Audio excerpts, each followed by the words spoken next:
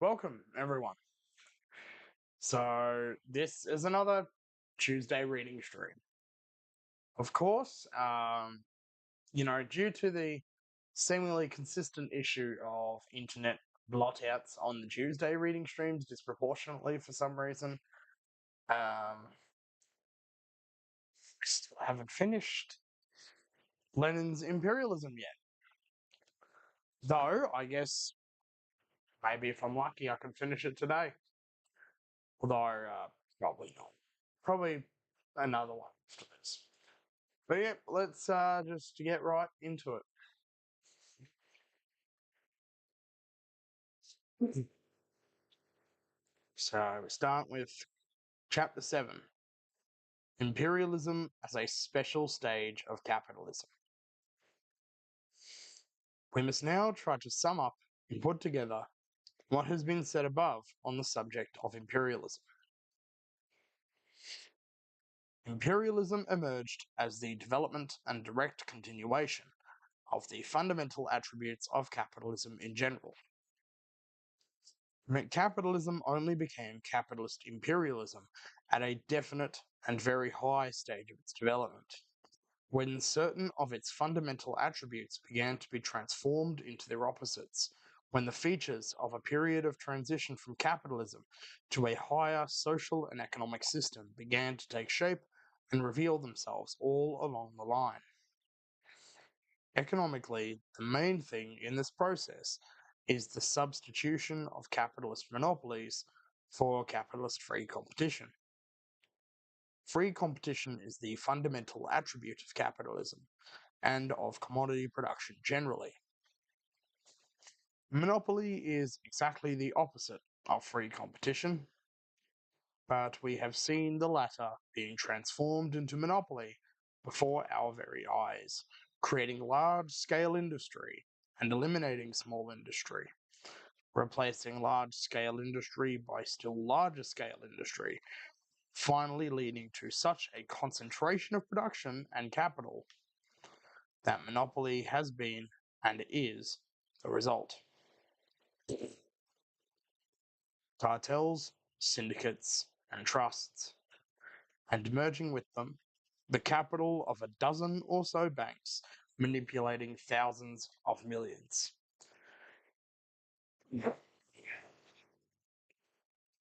At the same time, monopoly, which has grown out of free competition, does not abolish the latter, but exists over it and alongside of it, and thereby gives rise to a number of very acute, intense antagonisms, friction, and conflicts.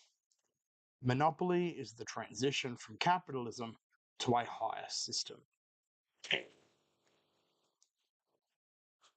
If it were necessary to give the briefest possible definition of imperialism, we should have to say that imperialism is the monopoly stage of capitalism.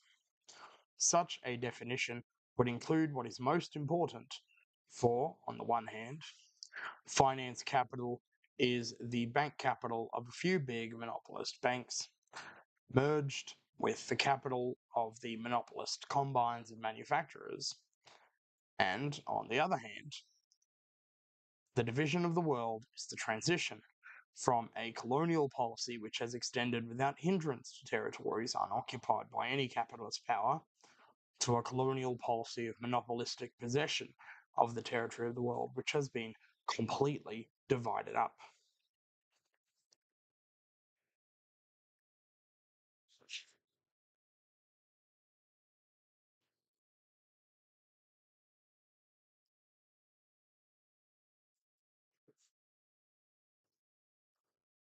But very brief definitions, although convenient, for they sum up the main points, are nevertheless inadequate, because very important features of the phenomenon that has to be defined have to be especially deduced. And so, without forgetting the conditional and relative value of all definitions, which can never include all the concatenations of the phenomenon in its complete development, we must give a definition of imperialism that will embrace the following 5 essential features. 1. The concentration of production and capital developed to such a high stage that it created monopolies which to play a decisive role in economic life. 2. The merging of bank capital with industrial capital and the creation, the basis of this finance capital, of a financial oligarchy. 3. The export of capital, which has become extremely important as distinguished from the export of commodities. 4. The formation of international capitalist international capitalist monopolies which share the world among themselves. And 5. The territorial division of the whole world among the greatest capitalist powers is succeeded. Just give me a second.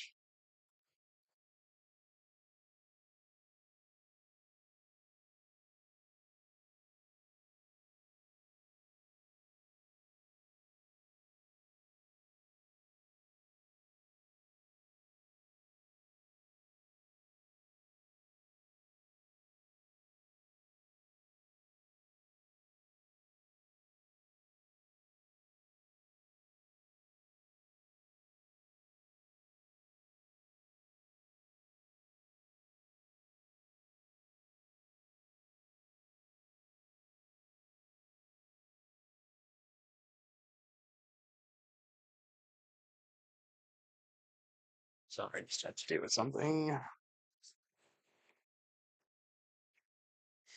Imperialism is capitalism in that stage of development in which the dominance of monopolies and finance capital has established itself, in which the export of capital has acquired pronounced importance, in which the division of the world among the international trusts has begun, in which the division of all territories of the globe among the great capitalist powers has been completed.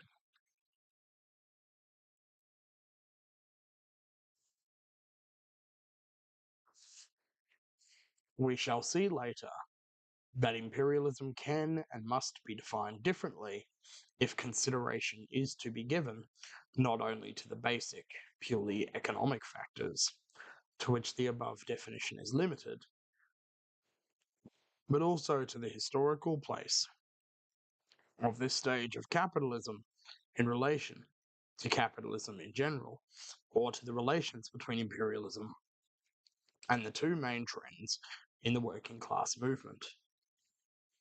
The point to be noted just now is that imperialism, as interpreted above, undoubtedly represents a special stage in the development of capitalism. In order to enable the reader to obtain as well grounded an idea of imperialism as possible, we deliberately quoted largely from bourgeois economists, who are obliged to admit the particularly incontrovertible facts regarding modern capitalist economy. With the same object in view, we have produced detailed statistics which reveal the extent to which bank capital, etc., has developed, showing how the formation of quantity into quality, or how the transformation of quantity into quality of developed capitalism into imperialism has expressed itself. Needless to say, all boundaries in nature and in society are conditional and changeable, and consequently, it would be absurd to discuss the exact year or the decade in which imperialism definitely became established. In this matter of defining imperialism, however, we have to enter into controversy primarily with Karl Kautsky, the principal Marxian theoretician of the epoch of the so-called Second International, that is, of the 25 years between 1889 and 1914. Kautsky, in 1915 and even in November 1914, very emphatically attacked the fundamental ideas expressed in our definition of imperialism. Kautsky said that imperialism must not be regarded as a phase or stage of economy, but as a policy, a definite policy preferred by finance capital, that imperialism cannot be identified with contemporary capitalism, that if imperialism is to be understood to mean all the phenomena of contemporary capitalism, cartels, protection, the domination of the financiers, and colonial policy, then the question as to whether imperialism is necessary to capitalism becomes reduced to the flattest tautology. Because, in that case, imperialism is naturally a vital necessity for capitalism, and so on. The best way to present Kautsky's ideas is to quote his own definition of imperialism, which is diametrically opposed to the substance of the ideas which we have set forth. For the objections coming from the camp of the German Marxists, who have been advocating such ideas for many years already, have long been known to Kautsky as the objections of a definite trend in Marxism.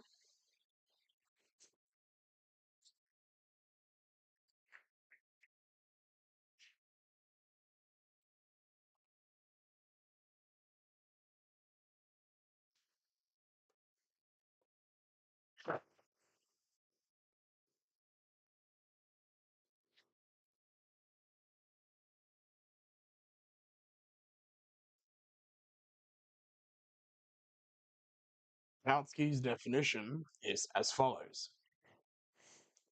Imperialism is a product of highly developed industrial capitalism.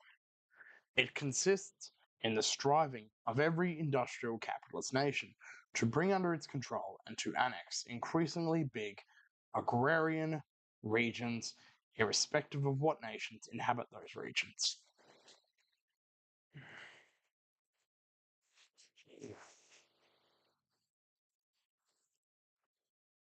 This definition is utterly worthless because it one-sidedly, i.e. arbitrarily, brings out the national question alone. Although this is extremely important in itself as well as in its relation to imperialism, it arbitrarily and inaccurately relates this question only to industrial capital in the countries which annex other nations, and in an equally arbitrary and inaccurate manner brings out the annexation of agrarian regions. Imperialism is a striving for annexations.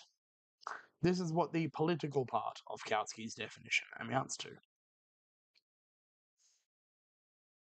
It is correct, but very incomplete, for politically, imperialism is, in general, a striving towards violence and reaction.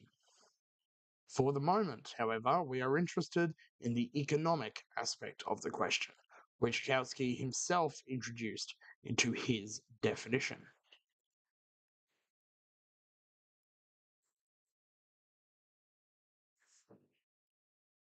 The inaccuracy of Kautsky's definition is strikingly obvious. The characteristic feature of imperialism is not industrial capital, but finance capital. It is not an accident that in France it was precisely the extraordinarily rapid development of finance capital and the weakening of industrial capital that, from 1880 onwards, gave rise to the extreme extension of annexationist colonial policy. The characteristic feature of imperialism is precisely that it strives to annex not only agricultural regions, but even highly industrialized regions. German appetite for Belgium, French appetite for Lorraine, because 1. The fact that the world is already divided up obliges those contemplating a new division to reach out for any kind of territory, and 2.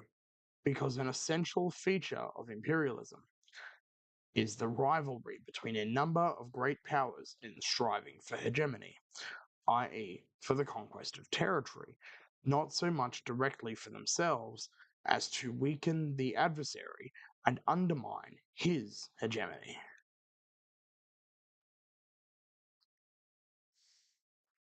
Belgium is chiefly necessary to Germany as a base for operations against England, England needs Baghdad as a base for operations against Germany, etc.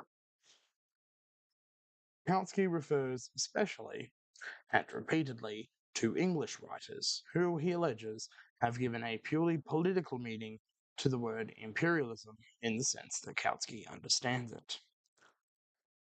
We take up the work by the Englishman Hobson, Imperialism, which appeared in 1902, and therein we read, "The new imperialism differs from the older. First, in substituting for the ambition of a single growing empire the theory and practice of competing empires, each motivated by similar lusts of political aggrandizement and commercial gain. Secondly, in the dominance of financial or investing over mercantile interests. We see, therefore, that Kautsky is absolutely wrong in referring to English writers generally, unless he meant the vulgar English imperialist writers or the avowed apologists for imperialism. We see that Kautsky, while claiming that he continues to defend Marxism, as a matter of fact takes a step backward compared with the social liberal Hobson, who more correctly takes into account two historically concrete, Kautsky's definition is a mockery of historical concreteness, features of modern imperialism. One, the competition between several imperialisms, and two, the predominance of the financier over the merchant. If it were chiefly a question of the annexation of agrarian countries by industrial countries, the role of the merchant would be predominant. Kautsky's definition is not only wrong and un-Marxian, it serves as a basis for a whole system of views which run counter to Marxian theory and Marxian practice all along the line. We shall refer to this again later.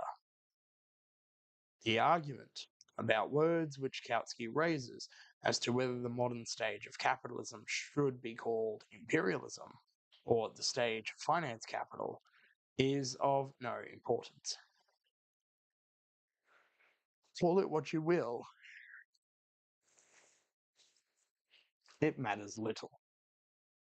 The fact of the matter is that Kautsky detaches the politics of imperialism from its economics, speaks of annexations as being a policy preferred by finance capital, and opposes to it another bourgeois policy which, he alleges, is possible on this very basis of finance capital. According to his argument, monopolies in economics are incompatible with, or are compatible with non-monopolistic, non-violent, non-annexationist methods in politics. According to his argument, the territorial division of the world, which was completed precisely during the period of finance capital, and which constitutes the basis of the present peculiar forms of rivalry between the biggest capitalist states, is compatible with a non-imperialist policy.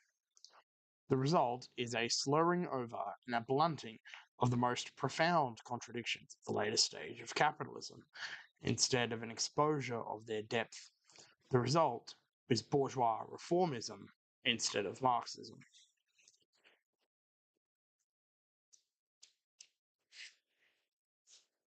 Kautsky enters into controversy with the German apologist of imperialism and annexations, who clumsily and cynically argues that imperialism is modern capitalism. The development of capitalism is inevitable and progressive. Therefore, imperialism is progressive. Therefore, we should cringe before and eulogize it. This is something like the caricature of Russian Marxism, which the Narodniki drew in 1894 to 95.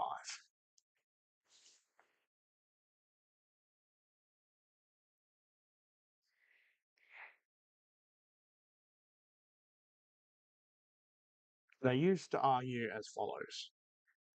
If the Marxists believe that capitalism is inevitable in Russia, that it is progressive, then they ought to open a public house and begin to implant capitalism. Kautsky's reply to Kuhnau is as follows. Imperialism is not modern capitalism.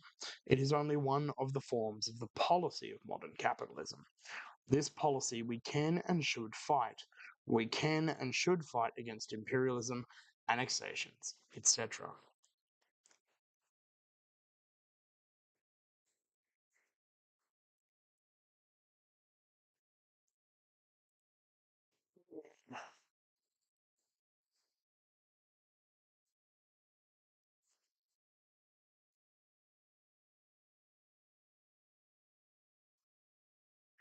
The reply seems quite plausible, but in effect, it is a more subtle and more disguised, and therefore more dangerous, propaganda of conciliation with imperialism. For unless it strikes the economic basis of the trusts and banks, the struggle against the policy of the trusts and banks reduces itself to bourgeois reformism and pacifism, to an innocent and benevolent expression of pious hopes. Kautsky's theory means refraining from mentioning existing contradictions, forgetting the most important of them, instead of revealing them in their depth. It is a theory that has nothing in common with Marxism. Naturally, such a theory can only serve the purpose of advocating unity with the Kunaus. Kautsky writes, from the purely economic point of view, it is not possible that capitalism will yet go through a new phase, that of the expression of the policy of the cartels to foreign policy, the phase of ultra-imperialism,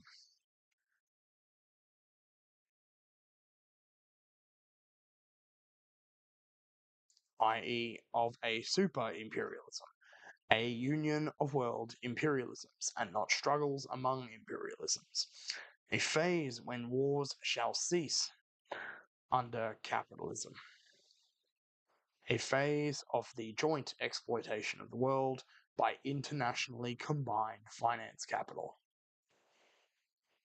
We shall have to deal with this theory of ultra-imperialism later on in order to show in detail how definitely and utterly it departs from Marxism. In keeping with the plan of the present work, we shall examine the exact economic data on this question. Is ultra-imperialism possible from the purely economic point of view, or is it ultra-nonsense? If, by purely economic point of view, a pure abstraction is meant, then all that can be said reduces itself to the following proposition. Evolution is proceeding towards monopoly. Therefore, the trend is towards a single world monopoly, to a universal trust. This is indisputable, but it is also as completely meaningless as is the statement that evolution is proceeding towards the manufacture of foodstuffs in laboratories.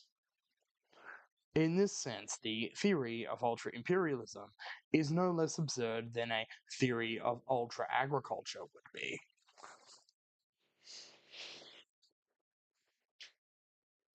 If, on the other hand, we are discussing the purely economic conditions of the epoch of finance capital as a historically concrete epoch which opened at the beginning of the 20th century, then the best reply that one can make to the lifeless abstractions of ultra-imperialism, which serve an exclusively reactionary aim,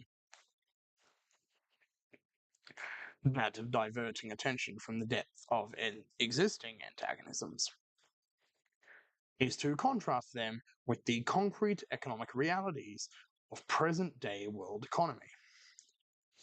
Kautsky's utterly meaningless talk about ultra-imperialism encourages, among other things, that profoundly mistaken idea, which only brings grist to the mill of the apologists of imperialism, that the rule of finance capital lessens the unevenness and contradictions inherent in world economy, whereas in reality it increases them. R. Calloway, in his little book An Introduction to World Economics, attempted to compile the main, purely economic data required to understand in a concrete way the internal relations of world economy at the end of the 19th and beginning of the 20th centuries. He divides the world into 5 main economic areas as follows. 1. Central Europe, the whole of Europe with the exception of Russia and Great Britain. 2. Great Britain. 3. Russia. 4. Eastern Asia. 5. America. He includes the colonies in the areas of the state to which they belong and leaves out a few countries not distributed according to areas, such as Persia, Afghanistan, and Arabia in Asia, Morocco and Abyssinia in Africa, etc. Here is a brief summary on the economic data he quotes on these regions.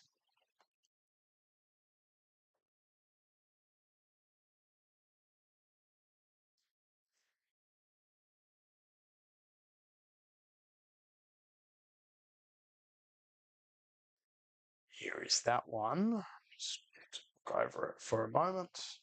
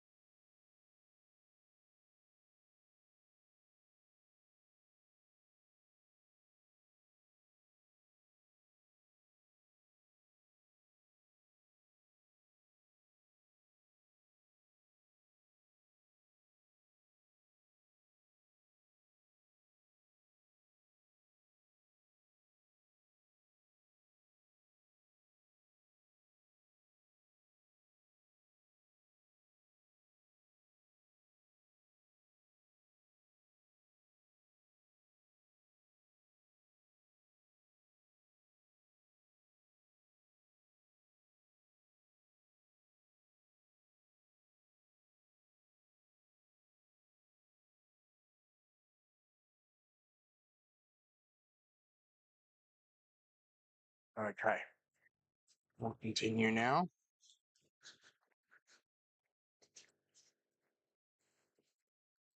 We notice 3 areas of highly developed capitalism with a high development of means of transport, of trade, and of industry: the Central European, the British, and the American areas.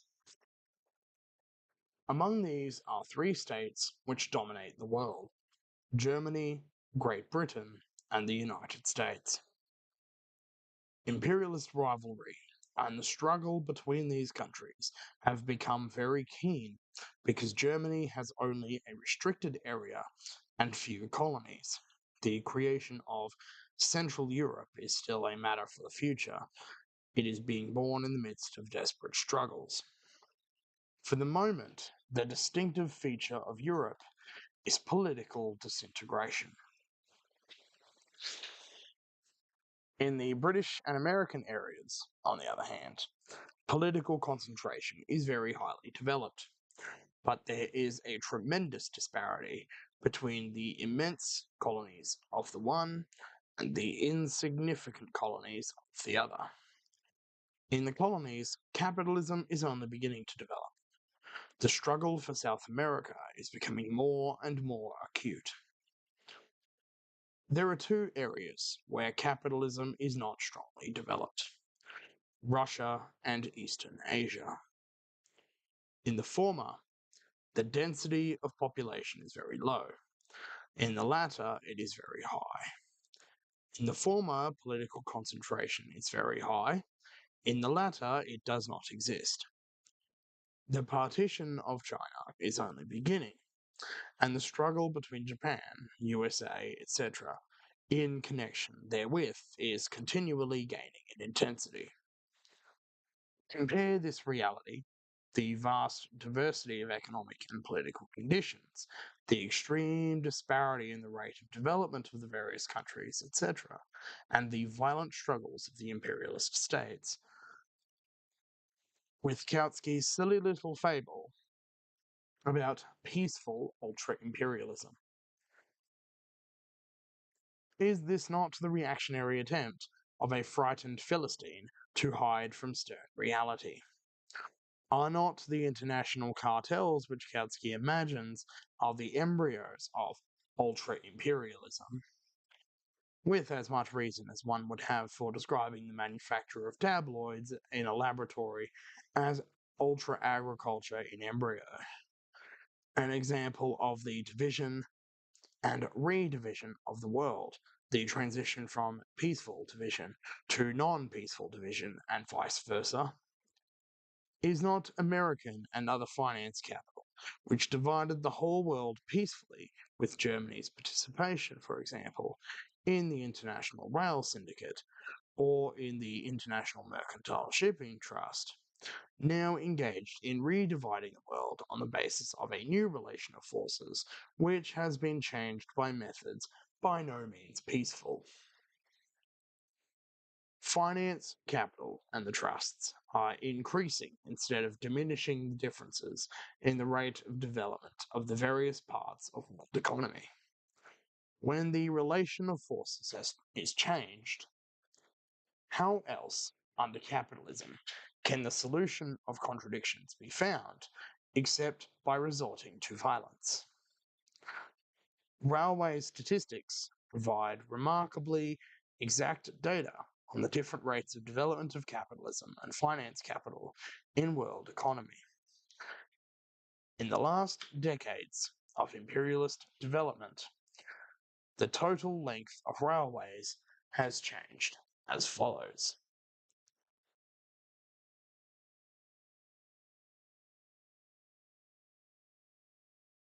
Yeah, got that one there.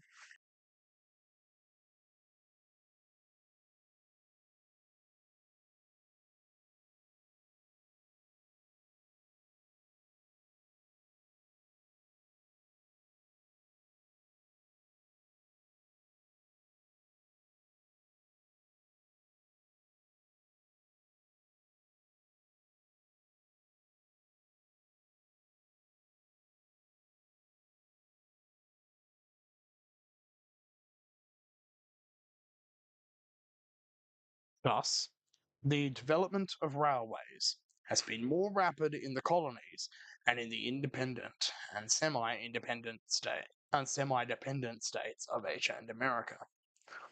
Here, as we know, the finance capital of the 4 or 5 biggest capitalist states reigns undisputed. 200,000 kilometers of new railways in the colonies and in the other countries of Asia and America represent more than 40 billion marks in capital newly invested on particularly advantageous terms, with special guarantees of a good return and with profitable orders for steelworks, etc., etc. Capitalism is growing with the greatest rapidity in the colonies and overseas countries. Among the latter, new imperialist powers are emerging, e.g., Japan. The struggle of world imperialism is becoming more acute. The tribute levied by finance capital on the most profitable colonial and overseas enterprises is increasing.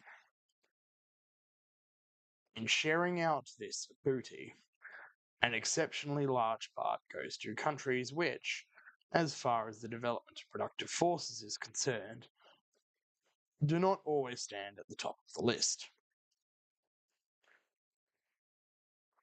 In the case of the biggest countries, considered with their colonies, the total length of railways was as follows in thousands of kilometres. Got another little table here.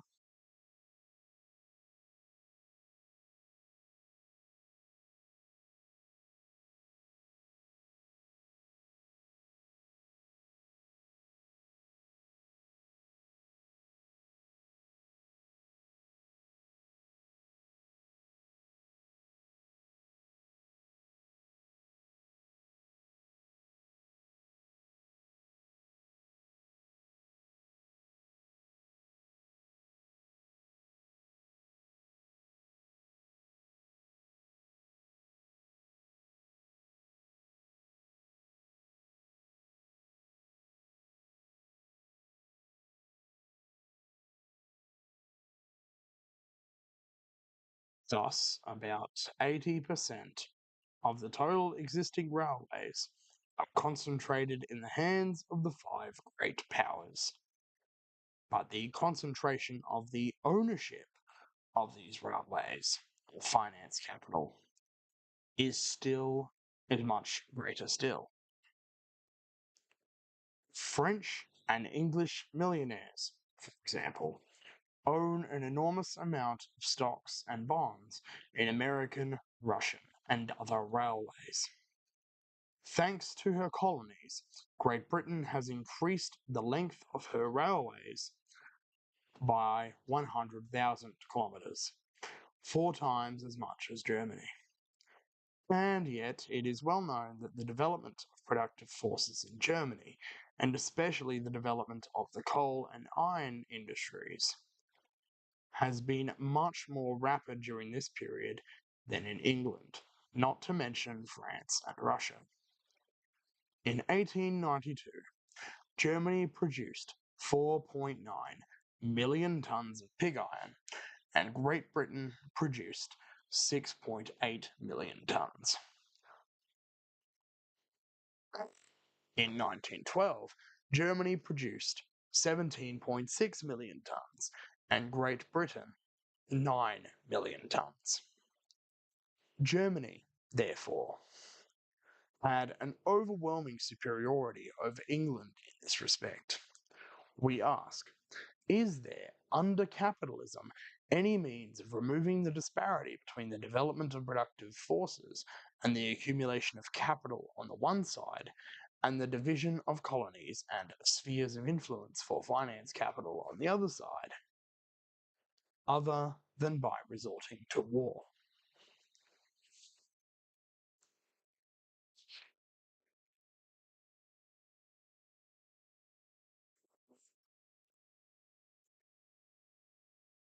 Chapter 8: The Parasitism and Decay of Capitalism.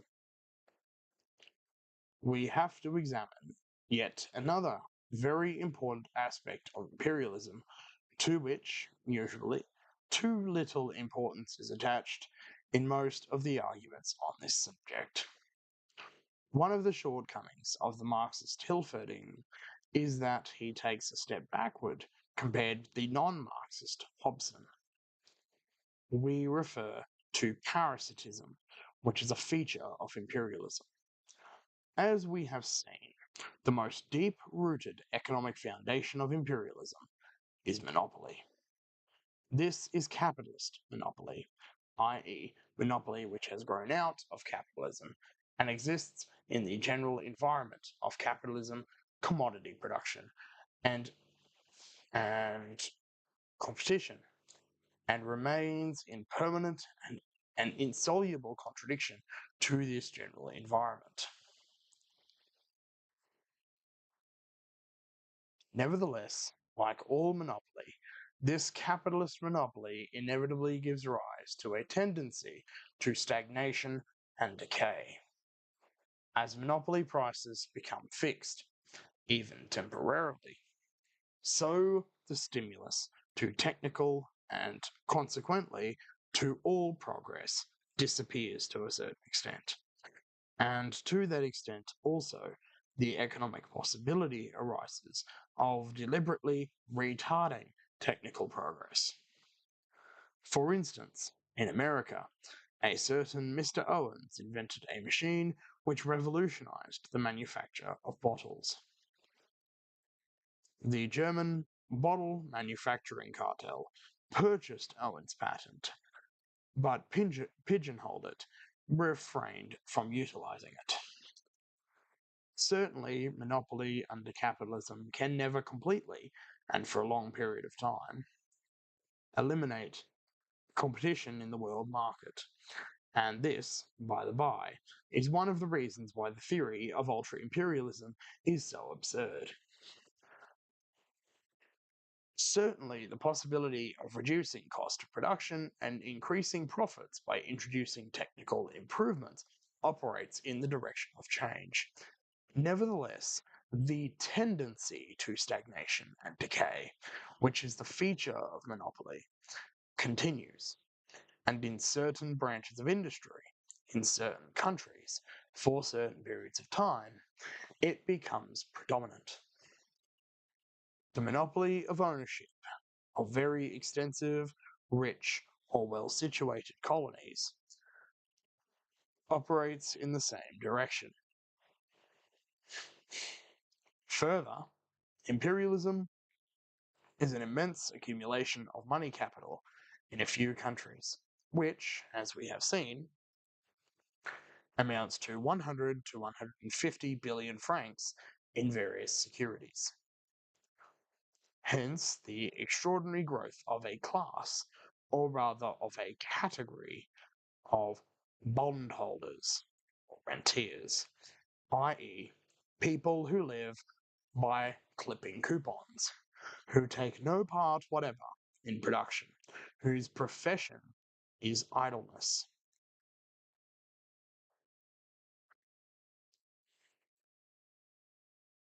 Landlords.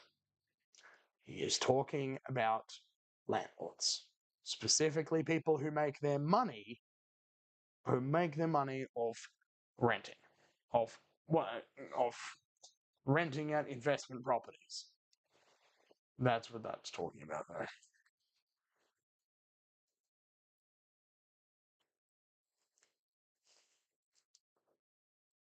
The export of capital, one of the most essential economic bases of imperialism, still more completely isolates the rentiers from production and sets the seal of parasitism on the whole country that lives by the exploitation of the labour of several overseas countries and colonies.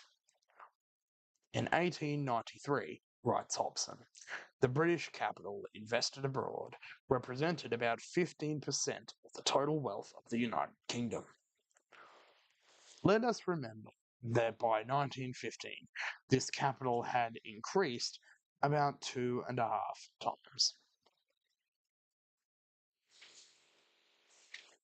Aggressive imperialism, says Hobson further on, which costs the taxpayer so dear, which is of so little value to the manufacturer and trader, is a source of great gain to the investor.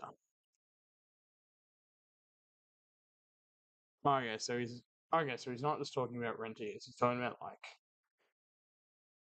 those who make their money off just investing, whether that be in housing or in stocks or anything like that. So people who don't really make their money or don't really make money because they produce anything, but make money because they make money off markets and speculation, basically.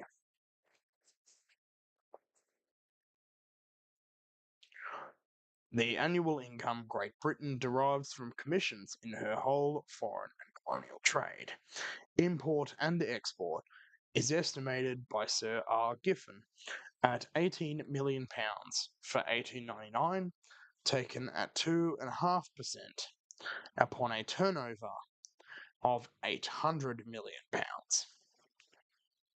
Great as this sum is, it does not explain the aggressive imperialism of Great Britain.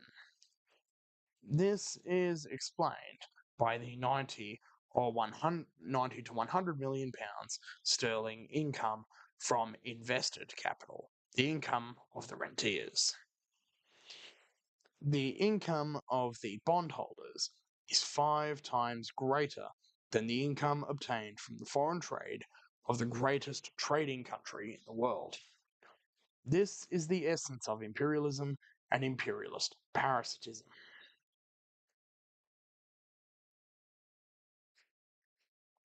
For that reason, the term rentier state or usurer state is passing into current use in the economic literature that deals with imperialism. The world has become divided into a handful of usurer states on the one side and a vast majority of debtor states on the other.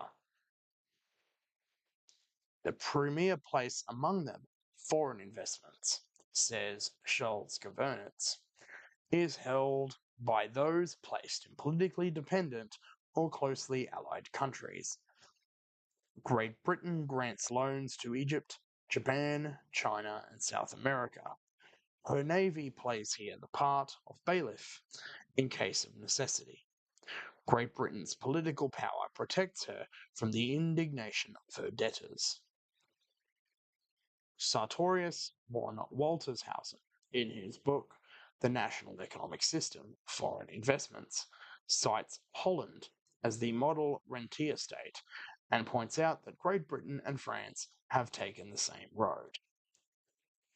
Schilder believes that 5 industrial nations have become pronounced creditor nations: Great Britain, France, Germany, Belgium, and Switzerland. Holland does not appear on this list simply because she is industrially less developed. The United States is creditor only of the other American countries.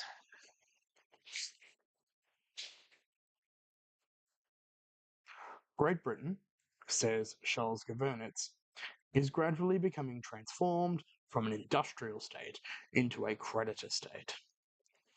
Notwithstanding the absolute increase in industrial output and the export of manufactured goods, the relative importance of income from interest and dividends, issues of securities, commissions, and speculation is on the increase in the whole of the national economy.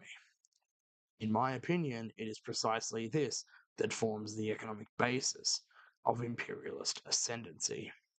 The creditor is more permanently attached to the debtor than the seller is to the buyer.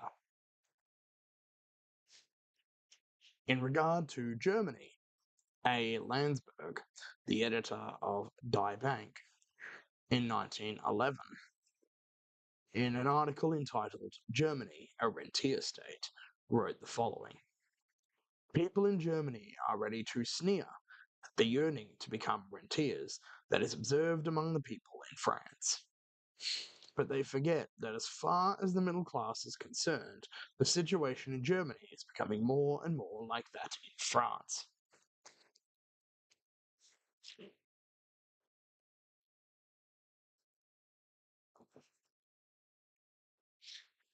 The rentier state is a state of parasitic, decaying capitalism, and this circumstance cannot fail to influence all the social political conditions of the countries affected generally, and the 2 fundamental trends in the working class movement in particular. To demonstrate this in the clearest possible manner, we will quote Hobson, who will be regarded as a more reliable witness, since he cannot be suspected of leanings towards orthodox Marxism.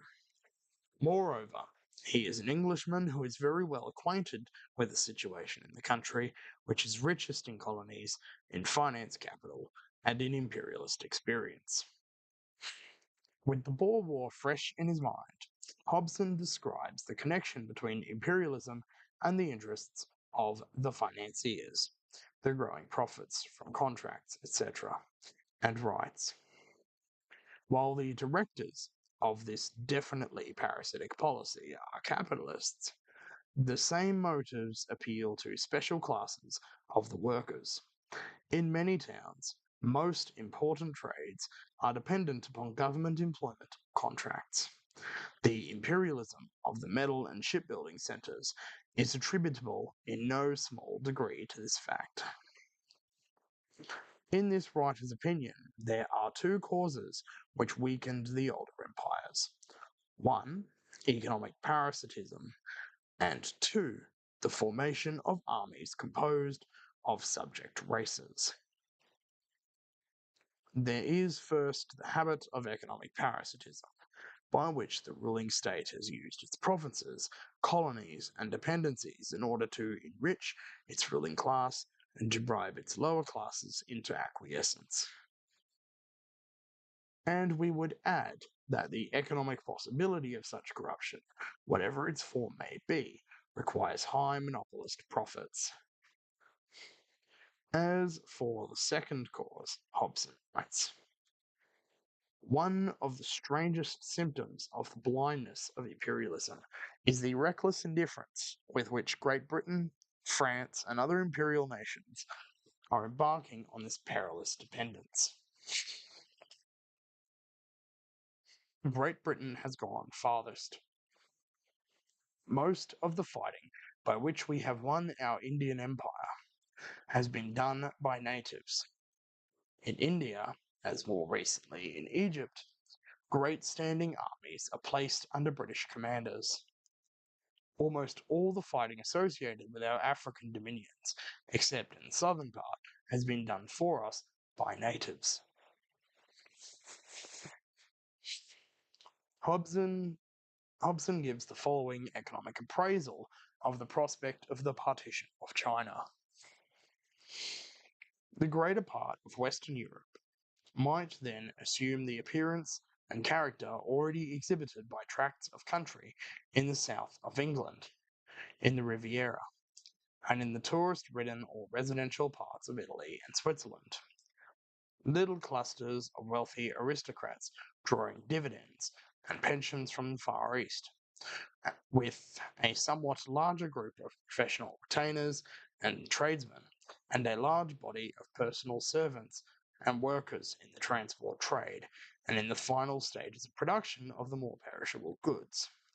All the main arterial industries would have disappeared, the staple foods and manufactures flowing in as tribute from Asia and Africa.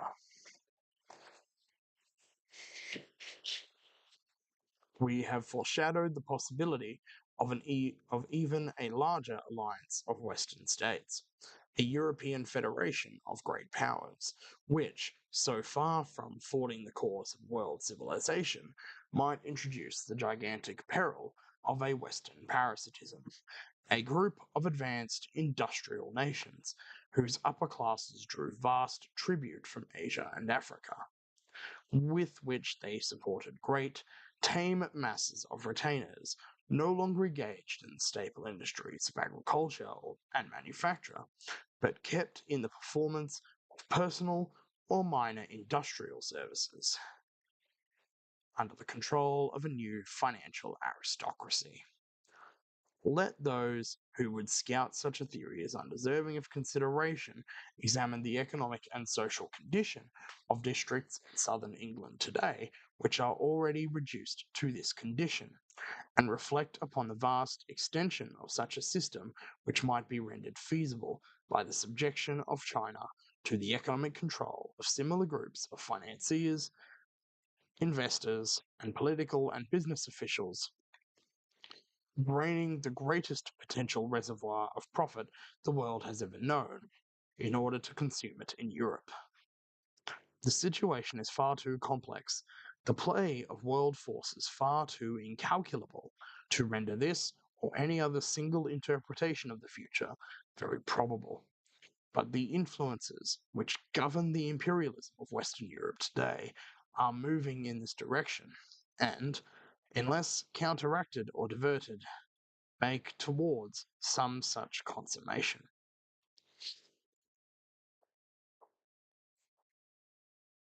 Hobson is quite right. Unless the forces of imperialism are counteracted, they will lead precisely to what he has described. He correctly appraises the significance of a United States of Europe in the present condition of imperialism. He should have added, however, that even within the working class movement, the opportunists, who are for the moment predominant in most countries, are working systematically and undeviatingly in this very direction. Imperialism, which means the partition of the and the exploitation of other countries besides China, which means high monopoly profits for a handful of very rich countries, creates the economic possibility of corrupting the upper strata of the proletariat, and thereby fosters, gives form to, and strengthens opportunism. However, we must not lose sight of the forces which counteract imperialism in general, and opportunism in particular, which, naturally, the social liberal Hobson is unable to perceive.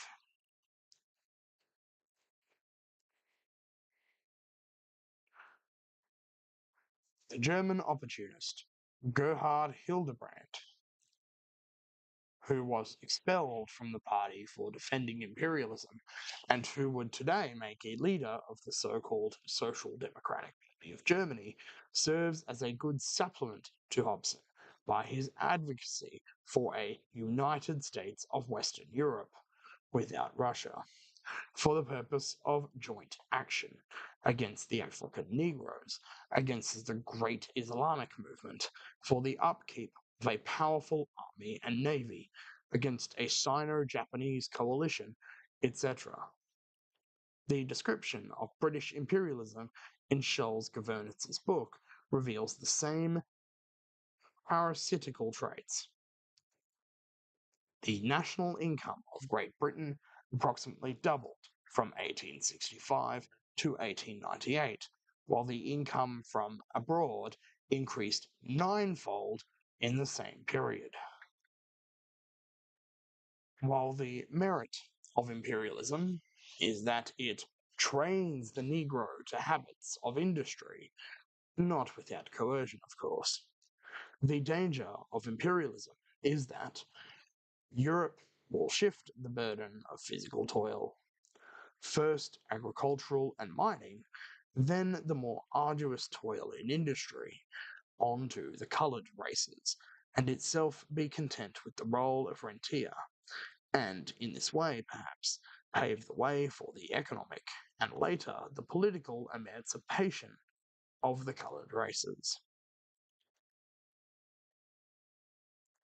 An increasing proportion of land in Great Britain is being taken out of cultivation and used for sport, for the diversion of the rich. Scotland, says Scholes-Governitz, is the most aristocratic playground in the world. It lives on its past and on Mr. Carnegie.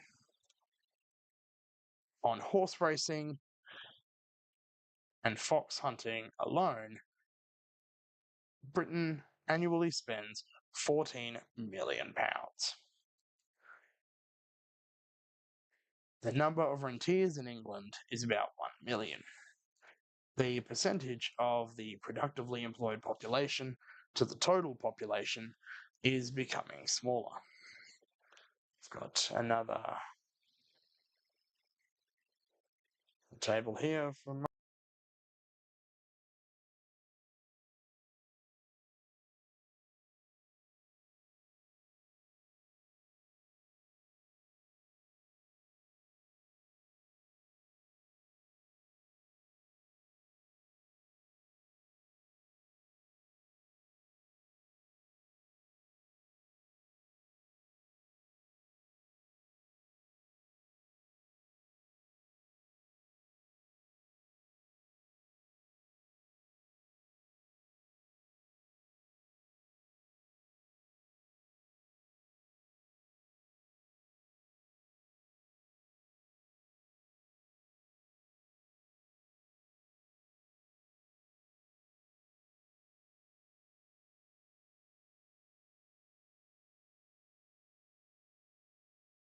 uh,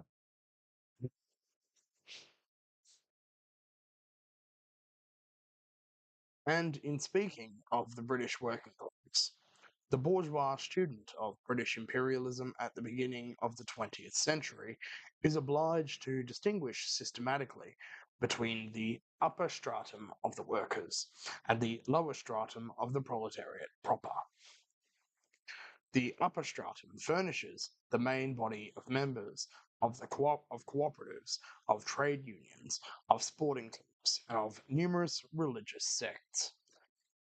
The electoral system, which in Great Britain is still sufficiently restricted to exclude the lower stratum of the proletariat proper, is adapted to their level. In order to present the condition of the British working class in the best possible light, only this upper stratum, which constitutes only a minority of the proletariat, is generally spoken of. For instance, the problem of unemployment is mainly a London problem, and that of the lower proletarian stratum, which is of little political moment for politicians. It would be better to say which is of little political moment for the bourgeois politicians and the socialist opportunists. Another special feature of imperialism, which is connected with the facts we are describing, is the decline in emigration from imperialist countries and the increase in immigration into these countries from the backward countries where lower wages are paid.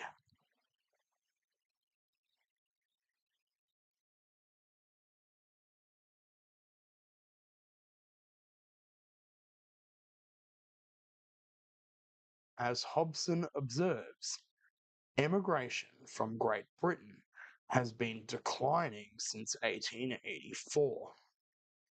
In that year, the number of emigrants was 242,000, while in 1900 the number was only 169,000.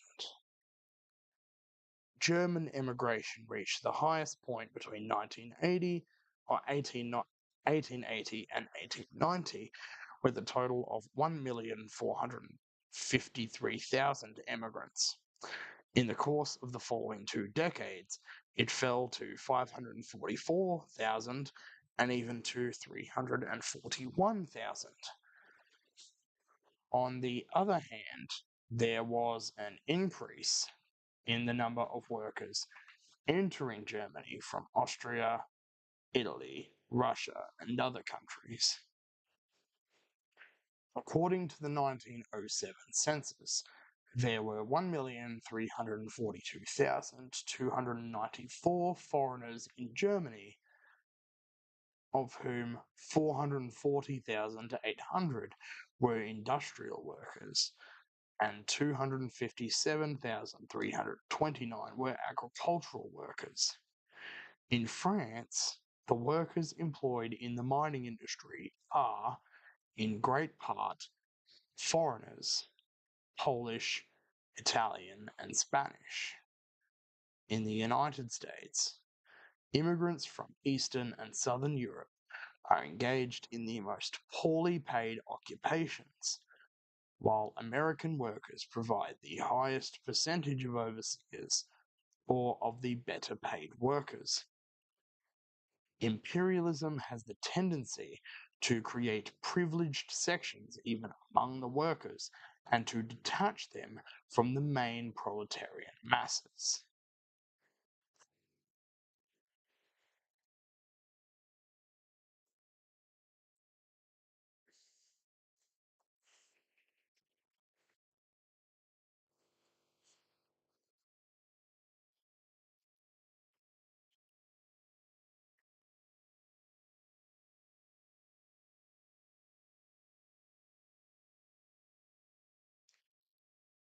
The tendency of imperialism is a decrease in immigration, corresponding increase in immigration. Interesting.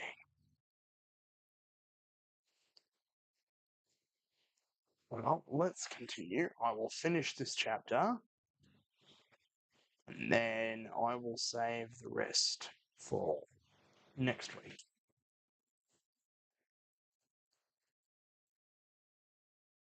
It must be observed that in Great Britain, the tendency of imperialism to divide the workers, to encourage opportunism among them, and to cause temporary decay in the working class movement revealed itself much earlier than the end of the 19th and the beginning of the 20th centuries. For two important distinguishing features of imperialism were observed in Great Britain in the middle of the 19th century: the vast colonial possessions and a monopolist position in the world market. Marx and Engels systematically traced this relation between opportunism in the labour movement and the imperialist features of British capitalism for several decades. For example, on October 7, 1858, Engels wrote to Marx, "The English proletariat is becoming more and more bourgeois, so that this most bourgeois of all nations is apparently aiming ultimately at the possession of a bourgeois aristocracy and a bourgeois proletariat, as well as a bourgeoisie. For a nation which exploits the whole world, this is, of course, to a certain extent, justifiable.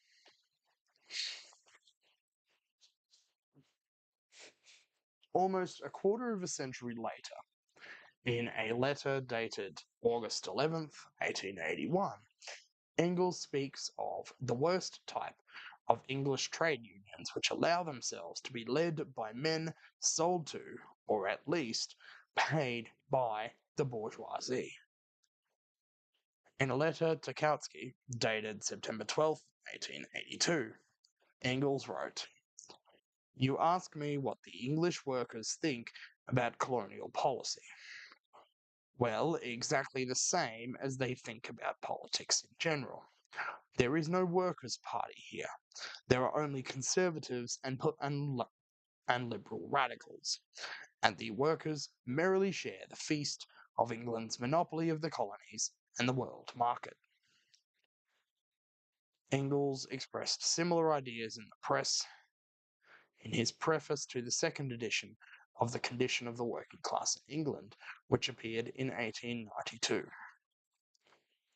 We thus see clearly the causes and effects. The causes are 1.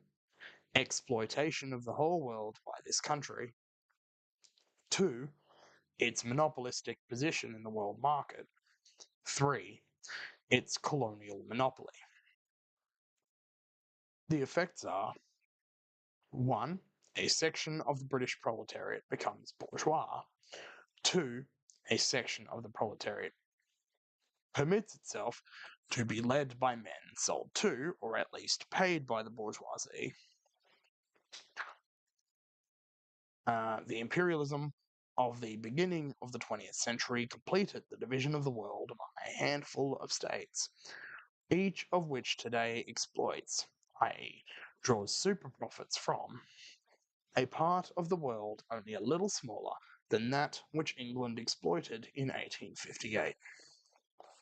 Each of them, by means of trusts, cartels, finance capital, and debtor and creditor relations, occupies a monopoly position in the world market. Each of them enjoys, to some degree, a colonial monopoly.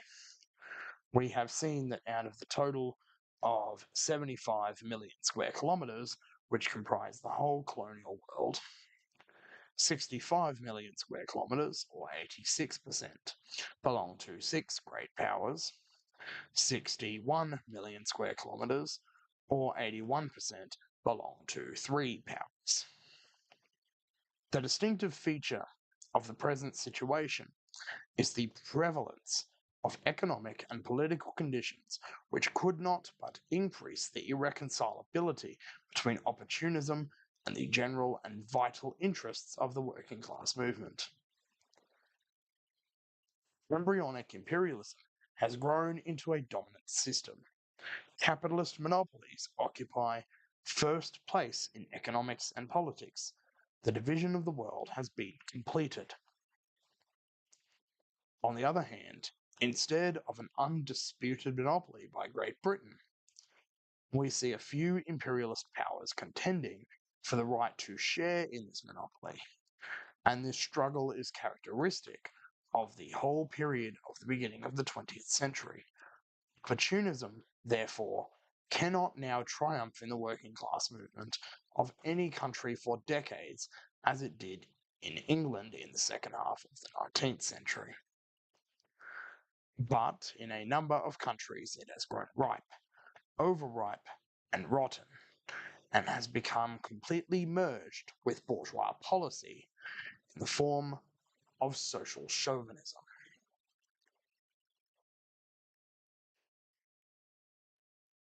So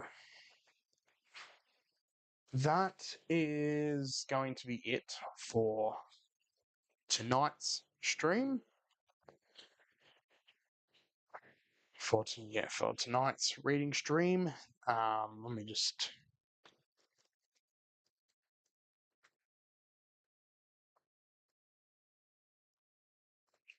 So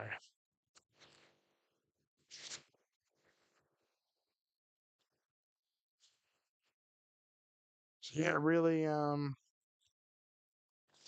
finish it next week. So, and then we'll be done. And then after that, we'll move on to, so, yeah, so next Tuesday, I will finish reading Lenin's Imperialism, after which the Tuesday streams will be reading Clinton Fernandez's Sub-Imperial Power, Australia in the International Arena.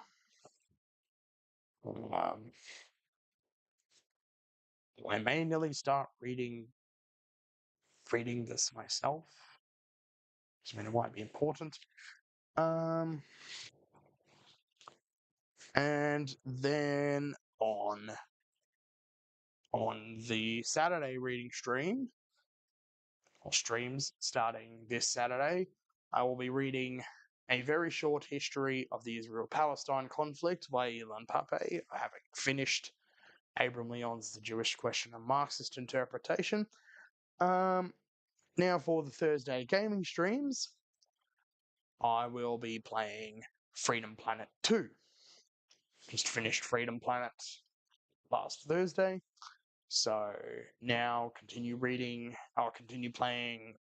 start playing Freedom Planet 2. So that will be all for tonight. So, if you're here and you want to sort of get notified for the streams, be sure to go and subscribe and turn on the bell so that you get notified. And the archives of all previous streams are in the playlist section on my channel page.